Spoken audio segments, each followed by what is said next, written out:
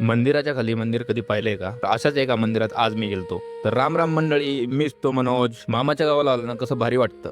तर परळीमध्ये असलेलं डोंगर तुकाई देवीचं मंदिर, जिथे देवीच्या गाभाऱ्याखाली अजून एक मंदिर आहे. तर मंडळी गाड्या काढल्या आणि निघालो थेट त्या मंदिराकडे. रस्त्याने तर काय गाड्यांची रेस लावली काय यांनी.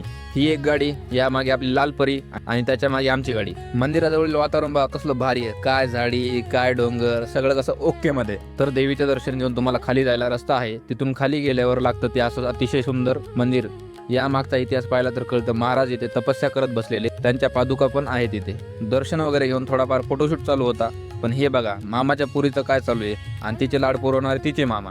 आणि त्यानंतर परळी ज्यासाठी फेमस आहे, 12 ज्योतिर्लिंगापैकी एक म्हणजेच वैद्यनाथ, यांचं दर्शन घेऊन आम्ही निघालो. रात्रीच्या टाइमला मित्राचा कॉल आला, त्याने गाडी घेतली आहे. तर म्हणलं यावं फिरून. मग काय, गाडी काढली, निघालो परळीच्या बाहेर. काही म्हणा, परळी शहराचं वातावरण एकच नंबर आहे. तर फोटोशूट वगैरे केलं त्याच्या गाडीसोबत आणि परतीच्या प्रवासाला सुरुवात केली. तर मंडळी आजसाठी एवढंच. भेटूयात नवीन व्हिडिओमध्ये. तोपर्यंत घ्या फॉलो करून. जय महाराष्ट्र.